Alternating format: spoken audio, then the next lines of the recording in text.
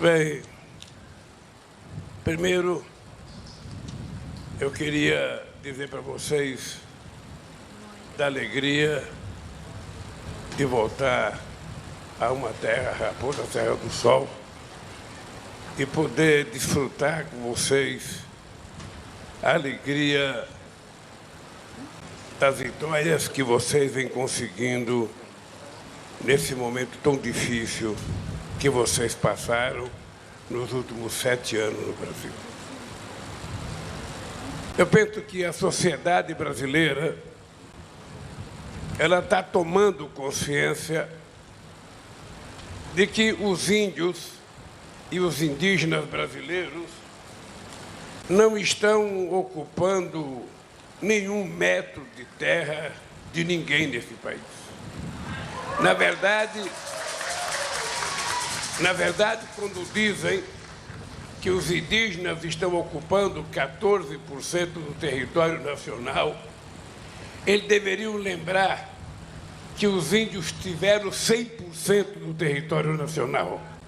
E, portanto, não são os indígenas que estão ocupando 14%, são os outros que estão ocupando 86% de uma terra que era 100% dos indígenas brasileiros. É sempre importante a gente dizer isso, porque muitas vezes os incautos, muitas vezes as pessoas que não querem enxergar, pensam que é verdade que os indígenas estão ocupando uma terra que era de alguém, antes dos indígenas chegar aqui. E a verdade tem que ser dita toda hora. Os indígenas não estão ocupando terra de ninguém. Eles estão apenas brigando para ficar com aquilo que era todo seu e que os invasores, desde 1500, vêm tirando pedaços de terra que pertencia a vocês. Essa é a primeira verdade que nós precisamos dizer todo dia. A segunda verdade é que há 500 anos nesse país, aqueles que invadiram o nosso país e depois disseram que descobriram o nosso país, depois de exterminar com milhões de índios, resolveram vender a ideia que era preciso fazer a escravidão vir para o Brasil, porque os indígenas eram preguiçosos, não gostavam de trabalhar. E se eles não gostavam de trabalhar, e não tinha brancos para trabalhar, porque os que vinham da Europa não queriam trabalhar, então resolveram contar a história que os índios eram preguiçosos e, portanto, era preciso trazer o povo negro da África para produzir nesse país. Ora, toda a desgraça que isso causou ao país, causou uma coisa boa, que foi a mistura, a miscigenação da mistura entre indígenas, negros e europeus, que permitiu que nascesse essa gente bonita aqui, que gosta de música, que gosta de dança, que gosta de festa, que gosta de respeito, mas que gosta de trabalhar para sustentar a sua família e não viver de favor de quem quer que seja. Essa é uma prova que eu vi aqui na pequena feira que eu acabei de visitar. Uma demonstração de que, na medida que vocês têm oportunidade, na medida que vocês têm garantida a terra, e na medida que vocês têm garantido incentivo financeiro para vocês produzirem, possivelmente vocês produzirão igual ou melhor do que qualquer outra pessoa que tenta tirar o sustento da terra. E eu fiquei triste porque descobri aqui que vocês não têm ajuda do governo para financiar a produção de vocês. Eu fiquei muito triste. Então, Juvênia, nós precisamos, e companheira Sônia, nós precisamos voltar para Brasília, nós temos que conversar com o companheiro Rui Costa, ministro-chefe da Casa Civil, nós temos que conversar com o companheiro ministro Padilha, nós temos que conversar com o ministro Paulo Teixeira, que é do Ministério do Desenvolvimento Agrário. Nós precisamos conversar com as pessoas que trabalham, sabe, com o projeto de combate à fome, com o companheiro Wellington, Porque, veja, se nós temos dinheiro para financiar empresário, para financiar a agricultura familiar, para financiar os grandes proprietários de terra, a pergunta que eu faço é o seguinte: por que não existe dinheiro para financiar os povos indígenas na sua produção?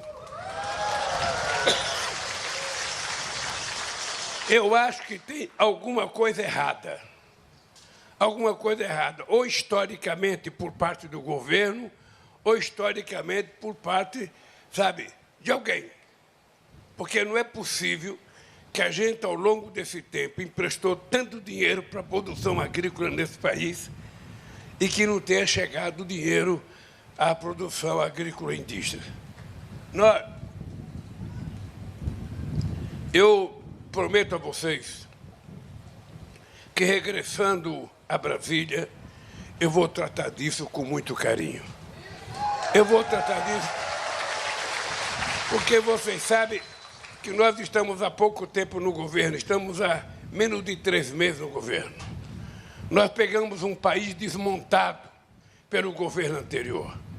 Nós pegamos um país em que não se respeitava indígena, não se respeitava a agricultura familiar, não se respeitava sindicalista, não se respeitava mulher, não se respeitava negro, não se respeitava artista, ou seja, era um país em que o respeito tinha desaparecido de dentro do Palácio do Planalto, porque o presidente fazia questão de dizer que não gostava dos movimentos sociais. Então, quando eu regressar a Brasília, eu vou reunir a Sônia, vou reunir os companheiros ministros que estão ligados à área da produção, para que a gente possa definitivamente colocar vocês dentro de um programa de financiamento da produção agrícola, para que vocês possam melhorar e aumentar a capacidade das coisas que vocês produzem. A segunda coisa que eu quero dizer para vocês é que eu tenho pedido, tanto para a FUNAI quanto para o Ministério, me apresentar todas as terras que estão prontas para ser demarcadas, porque a gente precisa demarcá-las logo, antes que as pessoas se apoderem delas, antes que as pessoas inventem documentos falsos, escrituras falsas e digam que são donos da terra. Então, nós precisamos rapidamente tentar legalizar todas as terras que estão já quase que prontos os estudos, para que os indígenas possam ocupar o território que é dele, para que possa aumentar a sua capacidade de produção e para que possa ajudar a gente a cuidar daquilo que passa a ser um bem precioso para nós, que é a necessidade da gente cuidar do clima, porque se a gente não cuidar do clima, a humanidade vai desaparecer por irresponsabilidade. E a gente quer mostrar que esse mundo pode produzir alimento sem precisar derrubar mais uma árvore da Amazônia, sem precisar estragar mais um rio, sem precisar poluir mais da água. Nós agora estamos com o compromisso de que nós vamos visitar lá em janeiro, em Boa Vista, o povo Yanomami, e nós agora temos que fazer o seguinte: se os garimpeiros poluírem aquela água do rio com mercúrio que as pessoas bebiam, nós agora vamos ter que fazer poço artesiano para levar água de qualidade para que aquelas crianças possam beber água e não morrer contaminado por mercúrio, porque a doença daquelas crianças, a gente nem sabe a gravidade ainda que as crianças têm. Eu estou aqui com a ministra da Saúde. A ministra, uma companheira da maior qualidade, que foi presidenta da Fiocruz do Rio de Janeiro, e ela veio ser ministra da Saúde com o objetivo de retomar todas as políticas que levem em conta a necessidade de cuidar do povo mais pobre, do povo mais humilde, do povo mais abandonado. E aí entra a questão indígena. Eu fui em Boa Vista visitar aquele pessoal na Casa Brasil, Casai. Eu fui lá visitar o pessoal, eu não acreditava que era possível deixar uma criança ficar naquelas condições. Eu não acreditava que num país que é o terceiro produtor de alimento do mundo, um país que é o primeiro produtor de carne do mundo, pudesse deixar aquelas crianças ficarem, sabe, eu diria subnutridas. Aquelas crianças ficarem quase sem ter força para parar em pé de fome.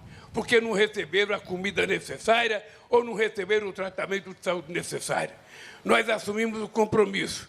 Está aqui o nosso ministro da Defesa, que está empenhado nisso, com o Pedro Zé Múcio. Está o Márcio, que é o secretário-geral da presidenta, que está empenhado nisso. Está as nossas duas companheiras indígenas comprometidas com isso. Está a nossa Nízia comprometida com isso. E está o Paulo Pimenta. O Paulo Pimenta é o ministro da Comunicação. Depois você pode até falar para ele que não depende dele, mas ele pode, junto com o ministro da Comunicação, pedir uma rádio comunitária para esse povo, que ele não tem uma rádio comunitária, até para falar mal do governo. Era preciso que eles tivessem uma rádio comunitária aqui, para vocês poderem falar com todos os indígenas do estado de Roraima.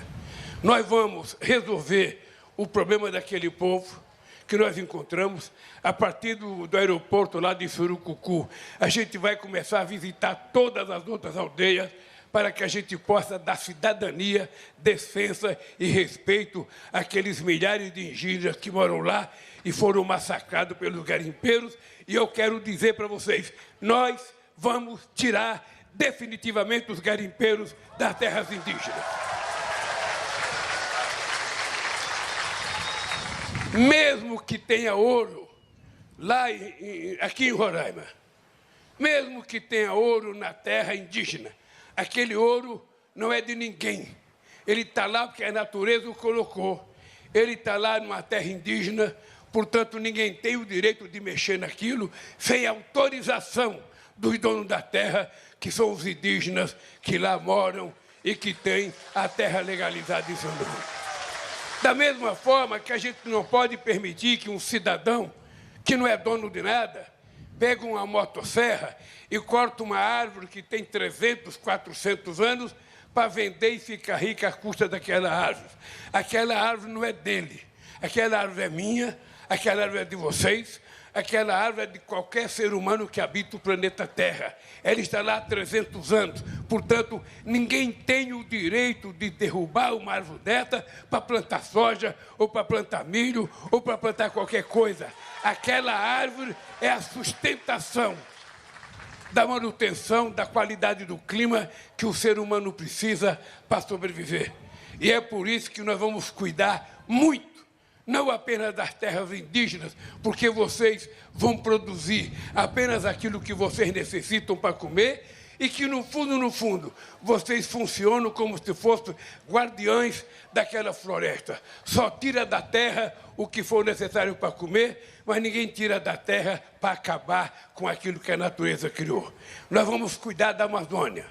Nós estamos fazendo um encontro ainda esse ano com o presidente do Equador, com o presidente da Venezuela, com o presidente da Colômbia, com o presidente do Peru, com o presidente da Bolívia e com o Brasil, para que a gente discuta definitivamente como é que a gente vai cuidar das nossas florestas, para que a gente possa transformar a riqueza da biodiversidade de toda a região amazônica em benefício para milhões de pessoas que moram na Amazônia e morrem de fome porque não conseguir sobreviver. E quem sabe, se a gente abrir pesquisa para explorar com muita competência toda a riqueza da biodiversidade, quem sabe a gente encontra uma saída para que a Amazônia possa garantir ao seu povo emprego decente, salário decente e melhoria da qualidade de vida, além da manutenção da floresta em pé. A quarta coisa importante que eu quero dizer para vocês, nós vamos investir muito na saúde. Vamos investir muito na saúde para garantir que os povos indígenas recebam médicos sistematicamente. É bem possível que a gente vá criar pequenos postos de saúde em cada aldeia indígena, para que as pessoas não precisem viajar, 200, 300 quilômetros atrás do médico. E outra coisa, garantir o remédio grátis para as crianças e para os homens e as mulheres indígenas. Não tem sentido você apenas consultar, dar receita e a pessoa não pode comprar porque não tem dinheiro. Então, cabe ao governo brasileiro a responsabilidade de garantir que, além da consulta, além do exame, além do hospital, vocês têm o remédio para vocês se tratarem com dignidade, como tem muitas outras pessoas no Brasil. E, por último, companheiros e companheiras, eu queria dizer para vocês o seguinte: nós temos 4 anos de mandato. 4 anos de mandato em que a gente tem que fazer tudo aquilo que a gente não fez. Portanto, a Sônia sabe, a Joênia sabe, que não tem que ter vergonha de pedir, de cobrar. Porque se vocês não reivindicarem, a gente pensa que está tudo bem. Se vocês não brigarem, a gente pensa que está tudo bem. A gente vem aqui, vocês batem palma, a gente fala, nossa, como está tudo maravilhoso. Não está maravilhoso. Falta muita coisa e nós temos a responsabilidade de cumprir com a nossa obrigação de cuidar das pessoas que mais precisam. E não adianta a gente fazer de cima para baixo. É importante a gente respeitar a organização de vocês e, ao invés da gente achar que a gente pode fazer lá de Brasília, a gente vai criar novamente o Conselho dos Povos Indígenas para que vocês possam decidir aquilo que a gente tem que fazer. Não é a gente decidir por vocês, é vocês decidirem para dizer para a gente o que é importante fazer, do jeito que nós temos que fazer, porque são vocês que sabem como fazer as coisas. É preciso melhorar a agricultura, é preciso produzir mais. Já sei que tem uma vaquinha que dá 3 litros de leite. Vamos tentar fazer, sabe, com que com investimento essa vaca possa dar 6 litros. Se vocês conseguem colher 1 quilo de mandioca por cada 2, 3 metros quadrados, vamos dobrar essa produção, porque o que vocês precisam é ter fartura de alimento para comer e fartura de alimento para vender quem não produz igual vocês. Por isso, contem conosco. Vocês sabem que nós temos o PAA, criado pelo Ministério do Desenvolvimento Agrário, que a gente compra os alimentos que sobram da produção para que a gente possa distribuir, inclusive nas escolas públicas brasileiras. E a gente tem um PNAE também que se compra para poder garantir a merenda escolar. Então, se preparem, porque nós vamos voltar a conversar com vocês. Quem sabe não seja eu que venho aqui, mas quem sabe a liderança de vocês vão a Brasília para a gente poder conversar. Conversar e a gente prometer para vocês que só teve sentido a gente ganhar as eleições outra vez se for para a gente cuidar do povo pobre, do povo trabalhador, do povo negro, do povo indígena, com muito carinho e com muito respeito, para que vocês possam viver de cabeça erguida, com a barriga cheia. Eu fiquei feliz quando eu encontrei um monte de jovens, Nícia.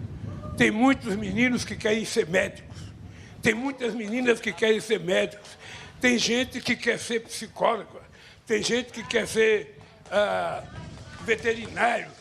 Ou seja, eu acho uma coisa extraordinária, porque nós temos uma Índia cuidando da FUNAI, uma outra cuidando do Ministério, um outro cuidando da saúde. Ou seja, nós queremos, quanto mais indígenas formados em doutores, melhor será garantido a garantia de vida para vocês.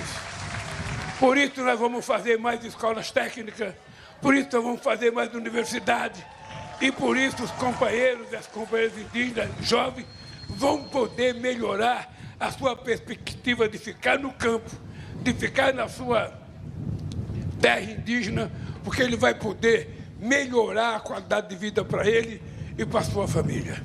Não é indo para a cidade que vai melhorar, porque se for para a cidade, sem ter emprego, sem ter uma profissão, o que vai acontecer é que muitas vezes a vida da gente vira uma desgraça, sem emprego, começa a beber, começa a trabalhar num trabalho que não vale nada, que não ganha nada, e às vezes a vida da gente se perde, e um jovem com vergonha de voltar para casa fica perdido na cidade.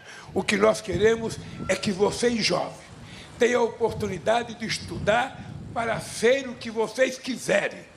Quem sabe construir a vida de vocês junto ao povo de vocês, para que a gente possa garantir que as nações indígenas vão crescer. não vão ser dizimadas como foram ao longo da vida. Vocês sabem que a gente já teve quase 300 mil indígenas no Brasil. Já estamos com 800 mil. Quem sabe vamos chegar a 1 milhão, 1,5 milhão, 2 milhões. E quanto mais indígena, melhor para o Brasil, melhor para a humanidade e melhor para quem governa esse país, porque vocês são a origem da criação do nosso país, da nossa cultura e da nossa raça. Vocês são responsáveis. Então, eu quero agradecer a cada um de vocês, dizer que eu estou aqui nessa 52ª conferência de vocês para aprender um pouco, para aprender com vocês. Eu recebi um documento, esse documento deve ser tudo aquilo que vocês, sabe, aprenderam para colocar um documento para reivindicar. Eu estou levando esse documento, nós vamos estudar esse documento. Qualquer dia desse vai voltar aqui a nossa ministra e a nossa presidente da FUNAI para dizer de tudo aquilo que vocês apresentaram, nós estamos atendendo isso, estamos atendendo aquilo.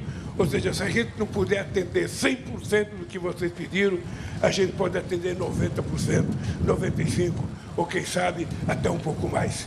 Porque daqui para frente, vocês serão tratados com o valor que vocês merecem, como cidadão e cidadão brasileiro de muito orgulho para nós. Companheiros, eu tenho que fazer uma pequena viagem agora de volta para Brasília. Você sabe, são quase mais 1 hora de helicóptero até Boa Vista, depois mais 3 horas e meia até Brasília. Eu quero me despedir de vocês. Eu ia dançar, como é que chama? Parixara. Eu ia dançar a tal da Parixara, mas eu estou com a perna um pouco machucada aqui de jogar bola.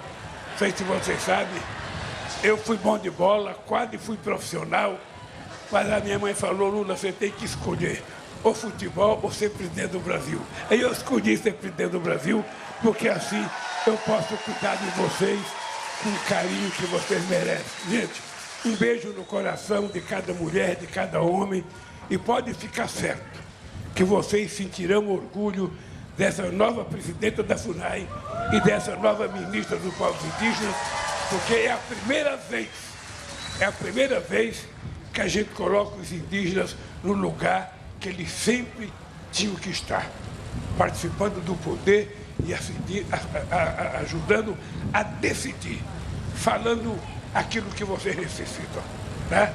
Então vocês também ajudem ela. A nossa companheira Joênia não se elegeu deputada federal, ela perdeu, mas certamente outra eleição ela vai se eleger outra vez e vai voltar para frente. Um beijo, gente, um beijo, um abraço, que Deus abençoe cada um de vocês.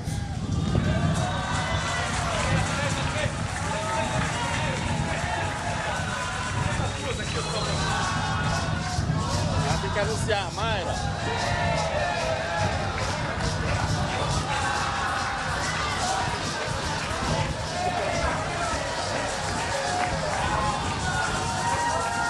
Oi.